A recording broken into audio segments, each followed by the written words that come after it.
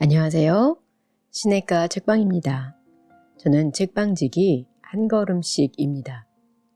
오늘은 새 책 조정민의 답답답을 가지고 왔습니다.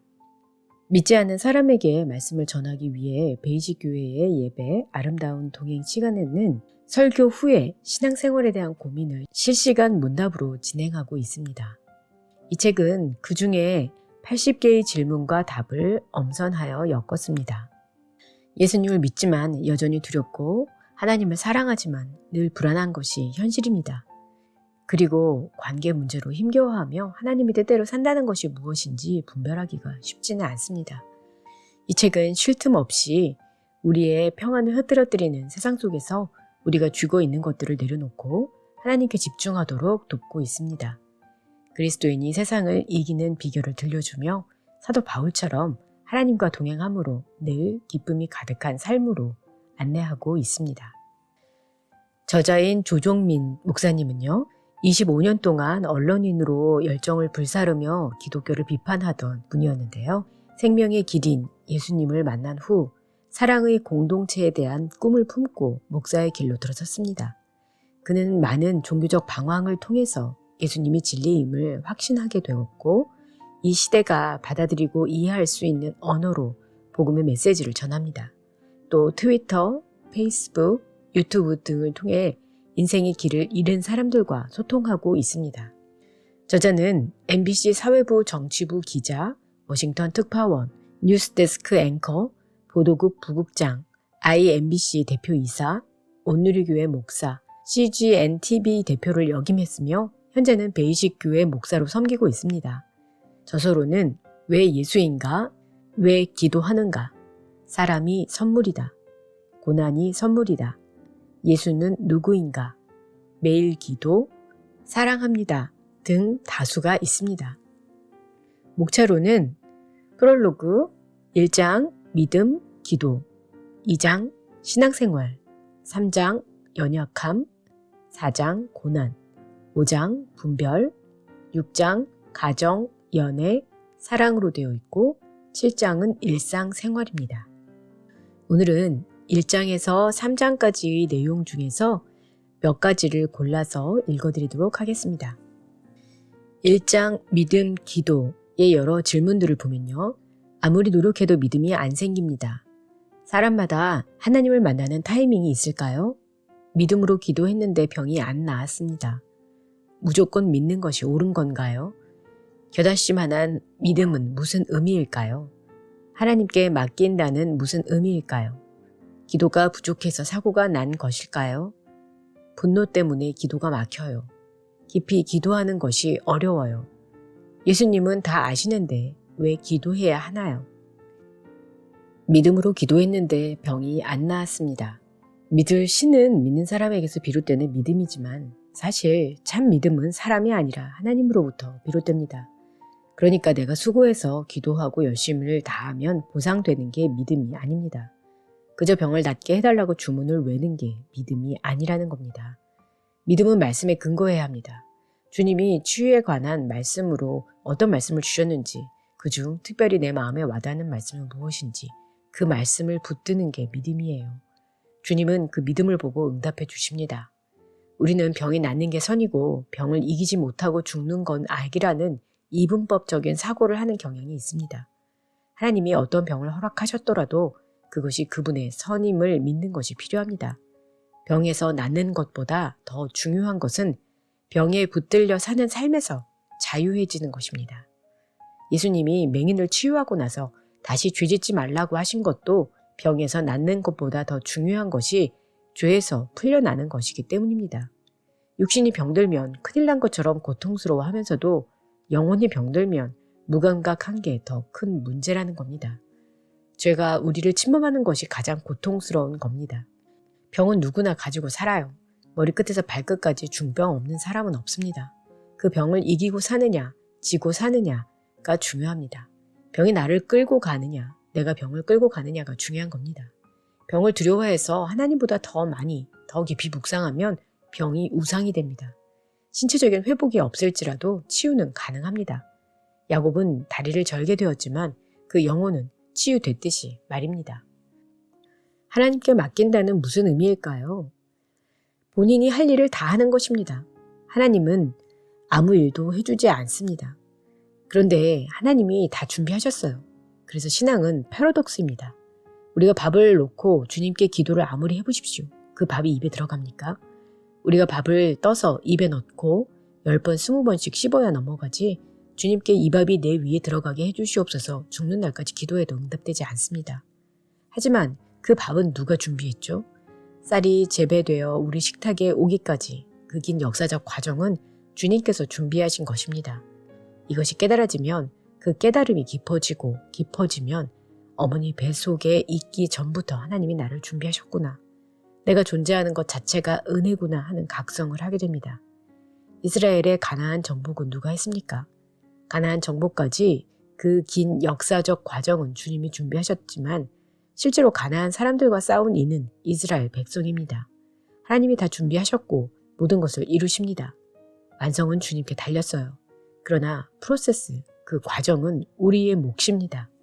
그리스도인의 잘못된 태도 중 하나가 하나님이 다 해주신다는 겁니다. 하나님은 우리와 동역하기를 원하시는 분입니다. 내가 할 일까지 해주시는 분이 아닙니다. 이때 맡겼다는 무엇을 맡긴 걸까요? 비행기 탈 때 짐을 맡기죠. 그 짐을 무사히 되찾기까지는 내 책임이 아닙니다. 항공사의 책임입니다. 하나님께 맡겼다는 것은 내가 최선을 다해 일한 결과를 하나님이 책임져 주신다는 의미입니다. 그래서 우리는 그 결과에 대해 자유로워질 수 있어요. 어떤 결과든 상관없이 염려하지 않는 겁니다. 의사가 수술실에 들어가면서 수술이 잘 되게 해주십시오 하고 기도하고 나서 메스를 놓고 있나요? 의사는 최선을 다해 수술을 해야 합니다. 수술하면서 절대 게으름을 피울 수 없습니다. 졸린다고 잠깐 쉬고 올 수 있습니까? 그럴 수 없죠. 수술 마칠 때까지 혼신을 다하지만 그 결과는 주님께 맡기는 겁니다. 저는 주일 아침까지 설교를 고치고 또 고칩니다. 그리고 강단에 설 때는 원고를 가지고 올라가지 않습니다. 설교 원고를 작성하는 일은 최선을 다하지만 나머지는 주님께 맡깁니다. 나의 최선에 의지하지 않는 겁니다. 그래서 아침까지 고친 원고대로 설교하지 않을 때도 있습니다. 그래도 괜찮습니다. 결과에 대해선 책임지지 않으니까 자유롭습니다. 설교에 대한 모든 것이 내 책임이라고 생각하면 잘 될 때 우월감에 빠지고 안 될 때 열등감에 빠지게 됩니다. 하지만 결과를 주님께 맡기면 내가 최선을 다하는 과정도 기쁨이고 그 결과도 기쁨이 됩니다. 2장 신앙생활. 성경이 너무 어렵습니다. 성경 공부 어떻게 해야 할까요? 온라인 예배도 예배인가요? 빚을 내서라도 헌금하는 것이 올바른 것인가요? 목사님께 잘해야 복 받는다는 말이 사실인가요? 교회의 권위와 질서는 어떻게 세워지나요? 비윤리적인 목사를 어떻게 검증할 수 있습니까? 한인교회를 찾고 있는데 선택 기준이 궁금합니다. 초신자와 기신자의 차이는 무엇인가요? 목사님의 이중 직업을 어떻게 생각하나요?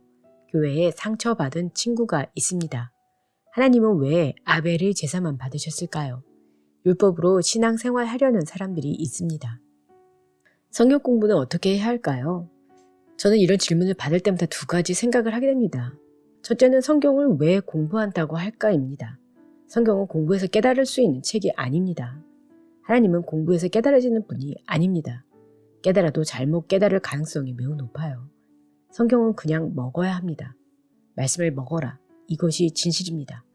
아기는 부모의 말을 공부하지 않고 먹습니다. 못 알아들어도 그냥 먹으니까 엄마 아빠란 말이 엄마 아빠와 매칭돼서 잘 이해됩니다. 우리도 하나님을 끊임없이 먹음으로써 하나님을 자각하고 인식해야 합니다. 말씀 하나 가지고 1년도 좋고 10년도 좋고 먹어야 합니다. 시편 23편부터 시작해 보기를 권합니다. 시편 23편을 하루에 10번도 먹고 100번도 먹고 1년 내내 먹다 보면 실제로 부족함이 없는 삶을 살게 됩니다. 그 말씀에 배가 부르고 그 말씀으로 평안해지고 그 말씀 때문에 부족감에서 풀려나는 것을 경험하게 됩니다. 그것이 바로 신앙입니다. 신앙을 공부해서 키워보겠다고 하면 머리만 커질 뿐 정작 신앙이 자라지 않고 성숙하지 않는 일이 흔합니다. 그러나 날마다 성경을 먹다 보면 영적인 근육이 생겨서 자신도 모르는 사이에 실질적인 능력을 갖게 될 것입니다.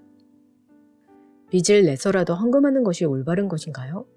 헌금 생활이 늘 시험거리가 됩니다. 기쁜 만큼만 드리면 좋은데 무리하다 보면 그런 상황이 생기지요. 하나님은 우리가 내는 헌금에 별로 관심이 없으십니다. 하나님은 영이신데 물질적인 돈이 왜 필요하게 했어요. 다만 우리가 물질에 붙들려 사는 걸 안타까워하십니다. 우리가 헌금하는 이유는 물질에 붙들리지 않고 하나님을 더 우선순위로 사랑하기 위해서입니다. 그런데 헌금하다가 도리어 시험에 들고 하나님을 원망하게 되면 그건 헌금의 본질에서 아주 멀어진 거죠. 헌금에서 기쁘다면 그건 물질이 아니라 마음을 드린 겁니다. 하지만 헌금에서 기쁘지 않다면 그건 물질만 드린 거죠. 이 세상 만물이 주님의 것이라는 것을 인정한다면 헌금을 드리면서도 내 것을 드린다는 생각이 없어야 합니다. 예수님이 당신 자신 전부를 주셔서 나를 구원해 주셨기 때문에 나도 전부를 드리겠다고 생각하면 문제가 없습니다. 빚지는 일은 체주에게 묶이는 삶이 되는 것이기 때문에 성경적이지 않습니다. 주기도문에서 우리의 죄를 용서해 달라는 문장을 원어로 보면 빚을 탕감해 달라는 뜻이에요. 죄란 하나님께 빚을 지는 것이라고 보았기 때문에 이런 표현을 하는 거죠. 우리는 하나님께 묶여야지 사람에게 묶이면 안 됩니다. 그런데 자본주의 사회에서 은행에 더 많은 빚을 질 수 있는 것이 능력처럼 통용됩니다. 하지만 은행에든 개인에게든 빚내서 사는 삶은 건강하지 않아요. 빚내서 건축한 성전을 저는 성전이 아니라고 말할 만큼 심각하게 생각합니다. 어떻게 성도들이 빚내서 낸 헌금으로 성전을 건축한단 말입니까? 교회가 그 빚을 갚아줍니까? 성전이 반드시 필요하면 1년 헌금 모아서 기초만 놓고 2년 모아서 2층 올리는 식으로 지으면 되지 않을까요? 우리 교회는 건물을 소유하지 않기로 했습니다. 현재 우리는 감사하게도 건물주의 배려로 월세 없이 예배를 드리고 있습니다. 하지만 어느 날 갑자기 마음이 바뀌어 나가라고 할 수도 있고 또 불가피하게 예배 처소를 옮겨야 할 수도 있습니다. 때문에 저희들은 언젠가 함께 모일 수 없거나 예배드릴 공간이 없게 되는 날을 대비해서 묵별 예배와 시선 예배라는 이름으로 보다 적은 수의 공동체로 흩어져 예배드리는 훈련을 하고 있습니다. 10명이든 5명이든 흩어져서 예배드리는 초대교회적인 예배를 훈련하고 있는 겁니다. 예수님은 예루살렘 성전을 허물고 사흘 만에 다시 짓겠다 하셨습니다. 사흘 만에 다시 짓겠다는 성전은 부활하실 예수님의 몸입니다. 따라서 약속하신 성령님이 우리 안에 계시면 우리가 성전이고 우리가 머리 되신 예수님의 지체가 되면 우리가 곧 교회입니다. 건물이나 제도가 교회가 아닙니다.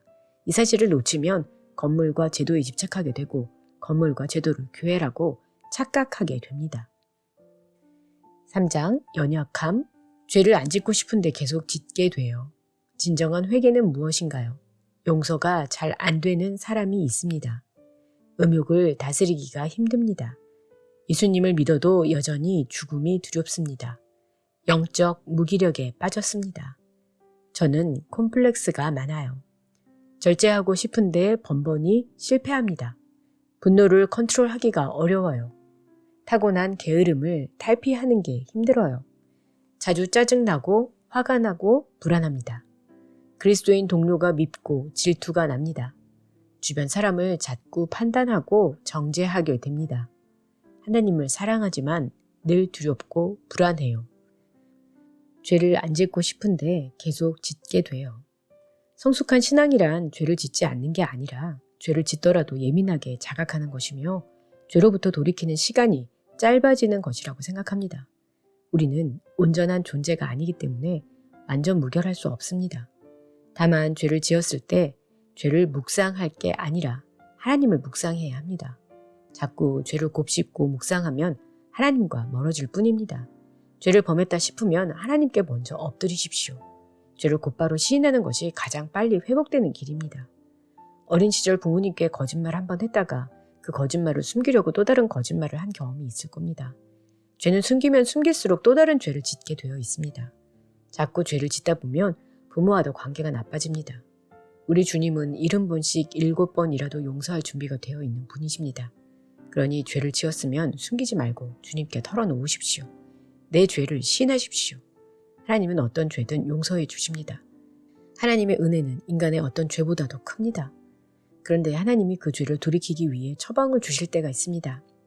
예전에 제가 어떤 사람과 너무 불편한 관계여서 하나님께 저 사람을 죽이든지 날 죽이든지 해달라고 기도한 적이 있습니다. 그러자 하나님이 그와 관계가 틀어진 계기가 된 사건을 기억나게 하셨습니다. 그래서 그날로 찾아가서 내가 먼저 사과했어야 했는데 그냥 넘어가서 미안하다고 용서를 구했습니다. 그날 이후 관계가 회복되었습니다. 하나님이 잘못을 한 그 사람한테 용서를 구하라 하시면 즉시 행하면 됩니다. 주변 사람을 자꾸 판단하고 정죄하게 됩니다. 신앙이란 판단으로부터 자유해지는 것입니다. 창세기에서 나타난 원죄란 사람이 하나님처럼 되는 것입니다. 사람이 하나님처럼 되면 다른 사람을 판단하고 비판하고 정죄하게 됩니다. 그것으로 끝나지 않습니다. 다른 사람들을 통제하고자 하는 욕구가 생깁니다. 내 마음대로 타인을 조종하고 싶어 합니다. 그걸 우리는 권력 의지라고 부릅니다. 권력 의지란 죄인의 가장 큰 속성입니다. 그러므로 죄성으로부터 자유해지려면 가장 먼저 판단하는 버릇에서 자유해져야 합니다. 직장에서 꼭 그런 못된 인간을 만나지 않습니까? 그런 사람이 우리 눈에 띄게 하시는 이유가 뭘까요? 그 사람하고 싸우라는 게 아닙니다. 피하라는 것도 아닙니다. 그 사람 놓고 한 달간 씨름해 보십시오. 그 사람이 변하든지 내가 변하든지 둘 중 하나입니다. 나의 진실함은 그 사람을 판단하고 비판하는 것이 아니라 하나님 저 사람도 구원해 주십시오. 저 사람도 주님의 사람 아닙니까? 이렇게 올려드리는 것입니다. 우리가 그렇게 신실해지기로 결정하면 하나님은 우리에게 독특한 믿음 사건을 경험하게 하십니다. 우리가 하나님을 전적으로 신뢰하고 나아가면 하나님은 우리의 믿음이 드러날 수 있는 사건을 주십니다. 하나님은 우리를 일방적으로 사랑하시기로 결정하셔서 구원을 베푸시는 신실한 분이기 때문입니다. 신실한 그리스도인이 되고 싶습니까? 그렇다면 하나님을 더 깊이 알기를 소망하십시오. 그분을 아는 만큼 그분의 신실함을 덧입게 될 것입니다. 그분을 묵상하고 그분의 말씀을 깊이 따르려고 애쓰는 만큼 신실해질 것입니다. 하나님을 사랑하지만 늘 두렵고 불안해요. 분명 하나님을 사랑하는데 세상에 대한 걱정과 염려가 너무 많아서 무섭고 불안한 사람들이 있습니다. 저는 이분에게 성령 세례가 임하기를 원합니다. 생명이 내 안에 잉태되지 않고서는 해결되지 않는 문제입니다. 생명이 잉태되면 나보다 생명이 더 소중하다는 것을 알게 되고 그러면 갈등하지 않게 됩니다. 무언가 아끼는 것이 생기면 사랑이라 하지 말고 좋아한다고 말합시다. 사랑은 한 분만 하면 됩니다. 그 한 분만 사랑하면 나머지는 자연스럽게 정리됩니다. 두 마음이라고요? 두 마음은 정함이 없는 마음입니다. 그러니 마음을 정해야 합니다. 나는 하나님의 것입니다. 나는 하나님의 사람입니다. 이것을 정해야 합니다. 그리고 날마다 선포해야 합니다. 날마다 선포하는 것은 대적 기도와 다르지 않습니다. 우리의 생각을 통해 끊임없이 들어오는 가라지를 물리치는 거니까요. 너 왜 바보같이 그러고 사니? 너 왜 당하니? 왜 손해보니? 끊임없이 가라지가 생각을 통해 침투해 올 때 하나님이 나를 최선의 길로 인도하신다. 하나님이 내게 최선을 주신다. 라고 선포하는 겁니다. 이 담대한 선포가 여러분을 능력의 사람으로 변화시킵니다. 신앙이란 거저 잘하고 거저 성숙해지는 게 절대 아닙니다. 오히려 신앙은 내 전부를 거는 일입니다. 내가 포기한 만큼이 내 믿음이에요. 아무것도 포기 안 했으면 아무 믿음이 없는 것입니다. 내가 포기한 만큼 믿음이 자라게 되고 내 믿음만큼 손에 있는 걸 놓게 됩니다. 그분이 믿음직스럽다면 내 손에 쥔 것들을 내려놓게 되어 있습니다. 그때 진짜 기쁨, 진짜 평안을 맛보게 될 것입니다. 그 전까지는 전부 가짜입니다. 네, 오늘은 조정민의 답답답 중에서 책 소개와 저자 소개와 목차와 1장에서 3장까지의 질문 중에 몇 가지를 읽어드렸습니다. 다음 시간에는 이 책의 마지막 시간으로 4장에서 7장까지 정리해드리고 몇몇 질문을 읽어드리도록 하겠습니다. 그럼 다음 시간에 뵐게요. 안녕히 계세요.